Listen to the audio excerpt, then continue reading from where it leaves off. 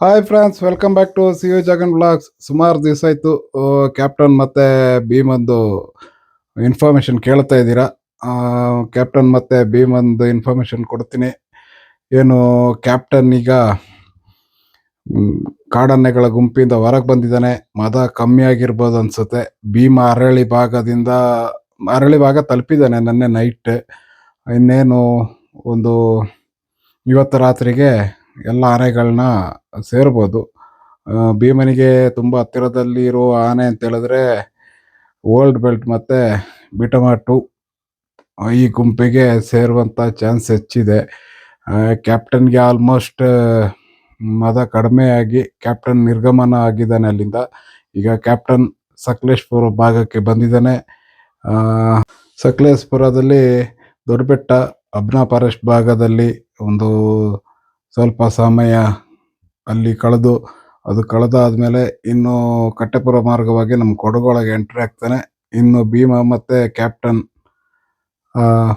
Fight ಬರೋ ವರ್ಷ ನೋಡ್ಬೋದು ಅಷ್ಟೇ. ಇನ್ನು ಇದ್ರ ಮೇಲೆ ಕ್ಯಾಪ್ಟನ್ನ ಎಲ್ಲಿ ಭೂಗತಾಯ್ತಾನೆ, ಏನಾಯ್ತಾನೆ, ಎಲ್ಲಿ ಹೋಯ್ತಾನೆ, ಯಾವ ವಿಚಾರಗಳು ಮಾಹಿತಿಗಳು ಕ್ಯಾಪ್ಟನ್ ಬಗ್ಗೆ ಸಿಗಲ್ಲ. ಯಾಕೆಂತಂದರೆ ಅವನೀಗ ಒಂದು ಸಲ ಅಲ್ಲಿಂದ ಬಂದು ಕಾಡು ಸೇರಿದ ಮೇಲೆ ಯಾವ ಕಾಡಲ್ಲಿ ಇರ್ತಾನೆ, ಎಲ್ಲಿ ಇರ್ತಾನೆ ಯಾರಿಗೂ ಗೊತ್ತಿಲ್ಲ, ನಿಗೂಢವಾಗಿ ಇರ್ತಾನೆ. ಮುಂದಿನ ವರ್ಷ ಇದೇ ಸಮಯಕ್ಕೆ ಆಲ್ರೆಡಿ ಬಂದು ಅಲ್ಲಿ ಎಂಟ್ರ್ ಆಗಿ ಒಂದು ಫೈಟ್ ಆದಮೇಲೆ ಕ್ಯಾಪ್ಟನ್ ಬಂದಿದ್ದಾನೆ ಅಂತ ಗೊತ್ತಾಗೋದು. ಅಲ್ಲಿಗಂಟ ಏನೇ ವಿಚಾರಗಳು ಗೊತ್ತಾಗೋದಿಲ್ಲ. ಈಗ ಏನು ಹೆಣ್ಣಾನೆಗಳ ಗುಂಪುಗಳೆಲ್ಲ ಇದ್ದೋ ಆ ಗುಂಪುಗಳೆಲ್ಲ ಛಿದ್ರ ಆಗಿದೆ. ಒಂದು ಒಂದು ಗ್ರೂಪಲ್ಲಿ 4 ಆನೆ, ಒಂದರಲ್ಲಿ 3, ಒಂದರಲ್ಲಿ 5 ಈ ಥರ ಇದ್ದಾವೆ. ಭುವನೇಶ್ವರಿ ಬಂದು 2 ಮರಿಗಳೊಟ್ಟಿಗೆ ಬೇರೆ ಕಡೆ ಇದೆ. ಅದೇ ರೀತಿ ರಿಸರ್ಚ್ ಫಾರೆಸ್ಟಲ್ಲಿ ಈ KP ಕಾಲರ್ ಮತ್ತು ಓಲ್ಡ್ ಬೆಲ್ಟ್ ಈ ಟೀಮ್ಗಳಿದ್ದಾವೆ. ಭೀಮನ ಜೊತೆಗಿದ್ದ ಸಹಪಾಠಿಗಳು ಯಾವುದೂ ಇಲ್ಲ ಅಂತೇಳಿದ್ರೆ ಯಾಕೆ ಆಗಿರ್ಬೋದು ಅಂತೇಳಿದ್ರೆ ಭೀಮನಿಗೆ ಮದ ಹೆಚ್ಚಾಗ್ತಾಯಿದೆ. ಇಷ್ಟು ದಿವಸ ನೋವಿನಲ್ಲಿದ್ದಂಥ ಭೀಮ ಮದ ಫುಲ್ ಡೌನ್ ಆಗಿತ್ತು. ಈಗ ರಿಕವರಿ ಆದಮೇಲೆ ಭೀಮನಿಗೆ ಮದ ಜಾಸ್ತಿ ಆಗ್ತಾ ಬರ್ತಿದೆ. ಕ್ಯಾಪ್ಟನ್ಗೂ ಇದು ಮುನ್ಸೂಚನೆ ಸಿಕ್ಕಿರ್ಬೋದೇನೋ. ಆಲ್ರೆಡಿ ನಡುವೆ 2-3 ದಿನ ಮುಖಾಮುಖಿ ಆಗಿದ್ದಾವೆ. ಸಮಬಲದ ಮದ ಇದ್ದಿರ್ಬೋದು. ಅಲ್ಲಿಂದನೂ ಭೀಮ ಹಿಂದಿರುಗಿ ವಾಪಸ್ ಬಂದ. ಈಗ ಈ ಹೆಣ್ಣಾನೆಗಳ ಗುಂಪಿನಿಂದ 1-2 ಕಿಲೋಮೀಟ್ರ್ ದೂರದಲ್ಲಿ ಭೀಮ ಇದ್ದಾನೆ. ಭೀಮ ಅರಳಿ ಭಾಗದಲ್ಲಿ ಇದ್ದಾನೆ. ಇವತ್ತು ನೈಟು ಬಿಟಮ್ಮ 2 ಇಲ್ಲ ಓಲ್ಡ್ ಬೆಲ್ಟ್ ಈ ಗುಂಪಿಗೆ ಸೇರ್ಕೋತಾನೆ. Captain ಸಕಲೇಶ್ಪುರಕ್ಕೆ already ತಲುಪಿದ್ದಾನೆ. ಈಗ ಅದೇ ದೊಡ್ಡ ಬೆಟ್ಟ ಭಾಗ ಇಲ್ಲ ಅಬ್ನ ಕಾಡಿಗೆ ಬಂದು 1-2 ದಿವಸದ ಒಳಗಡೆ ಕಟ್ಟೆಪುರ ದಾಟಿದ. ಇನ್ನು ಭೀಮನಿಗೆ ಮದ ಹೆಚ್ಚಿರುವ ಕಾರಣ ಯಾವುದೇ ಜೂನಿಯರ್ ಕರಡಿ ಆಗಲಿ ಎಲ್ಲ ಆನೆಗಳು ಬೇರೆ ಬೇರೆ ಡಿವೈಡ್ ಆಗಿದ್ದಾವೆ. ಭೀಮನೊಟ್ಟಿಗೆ ಯಾರು ಸಹಪಾಠಿಗಳಿಲ್ಲ, ಒಬ್ಬಂಟಿಯಾಗಿದ್ದಾನೆ ಭೀಮ.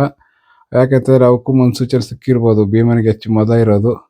ಆದ ಕಾರಣ ಈ ಆನೆಗಳೆಲ್ಲ ಸ್ಪ್ಲಿಟ್ ಆಗಿದ್ದಾವೆ. ನಾಳೆ ನಾಡ್ದಾಗಿ ಭೀಮ ಹೆಣ್ಣಾನೆಗಳ ಗುಂಪಿಂದ ಸೇರಿಕೊಂಡು ಮತ್ತೆ ಏನಾದರೂ ಆ ಭಾಗದಿಂದ ಮೂಡಿಗೆರೆ ಭಾಗಕ್ಕೆ ಎಲ್ಲರನ್ನೂ ಕರ್ಕೊಂಡು ಹೋಗ್ತಾನೆ ಏನೋ ಗೊತ್ತಿಲ್ಲ.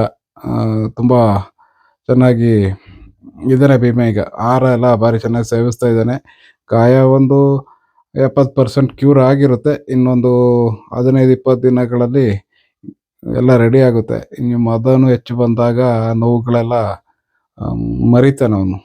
ಅಷ್ಟು ಗೊತ್ತಾಗಲ್ಲ. ಮದ ಇದ್ದಾಗಲೇ ಭೀಮ ಅದನ್ನ ಕ್ಯೂರ್ ಮಾಡ್ಕೋತಾನೆ. ಅದು ತುಂಬ ಒಳ್ಳೆಯ ವಿಚಾರ. ಯಾಕೆಂತಂದರೆ ಆ ನೋವು ಈಗ ಮದದ ಟೈಮಲ್ಲಿ ಆ ನೋವೇ ಅಲ್ಲ, ಅವಕ್ಕೆ ಗೊತ್ತೇ ಆಗಲ್ಲ. ಮದ ಇಳಿದ್ಮೇಲೆ ಆ ನೋವು ತುಂಬ ಕಾಡ್ತದೆ. ಅದು ಒಳ್ಳೇದಾಯಿತು ಮದ ಇದ್ದ ಟೈಮಲ್ಲಿ ದಂತ ಮುರಿದಿರೋದು. ಮುರಿಬಾರ್ದಿತ್ತು, ಮುರಿದಿದೆ. ಮುರಿದಿದ್ರೂ ನೋವಿಲ್ಲದಾಗೆ ಗುಣಮುಖ ಹೋಗ್ತಾನೆ. ಪ್ರಕೃತಿದತ್ತವಾಗಿ ಅದು ಆಗಬೇಕು. ಸುಮಾರು ಚಿಕಿತ್ಸೆ ಕೊಡೋಕ್ಕೆಲ್ಲ ಹೇಳಿದರು. ಈಗ ಲೆಕ್ಕಾಚಾರ ತಗೊಂಡು ಕಾಡಲ್ಲಿರುವ ಒಂಟಿ ಆನೆಗಳಿಗೆ ಯಾರು ಚಿಕಿತ್ಸೆ ಕೊಡಲಿಲ್ಲ. ಅದು ಕೊಡೋಕೆ ಬರೋದೂ ಇಲ್ಲ. ಏನಾದರೂ ಹೆಚ್ಚು ಕಮ್ಮಿ ಆದರೂ ಅದೇ ಮೊದಲು ನೋವಲ್ಲಿರ್ತದೆ, ಮದದಲ್ಲಿರ್ತದೆ. ಪುನಃ ಡಾಟ್ ಮಾಡೋದು, ಡಾಟ್ ಮಾಡದೆ ಡೈರೆಕ್ಟಾಗಿ ಇಂಜೆಕ್ಷನ್ ಕೊಡಲಿಕ್ಕೆ ಯಾರಿಂದನೂ ಸಾಧ್ಯ ಇಲ್ಲ.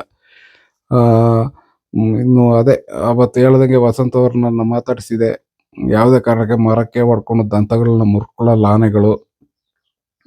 ಈಗ ಎಷ್ಟೋ ಆನೆಗಳನ್ನ ಕ್ಯಾಪ್ಚರ್ ಮಾಡಿ ತಂದ ಆನೆಗಳನ್ನ ಕ್ರಾಲ್ಗೆ ಹಾಕಿದಾಗ ಆನೆಗಳಿಗೆ ದಂತನೇ ಇರ್ತಿರ್ಲಿಲ್ಲ. ಏನಿದ್ರು ದಂತ ಕಟ್ಟಾಗುತ್ತೆ ಮರಕ್ಕೆ ಹೊಡೆದ್ರೆ ಹೊರತು ಬೊಡ್ಡೆಯಿಂದ ಹೋಗಲ್ಲ. ಬೊಡ್ಡೆಯಿಂದ ಹೋಗೋದಾಗಿದ್ರೆ ಒಂದು ಆನೆಗಳದ್ದು ದಂತಗಳು ಇರ್ತಿರ್ಲಿಲ್ಲ.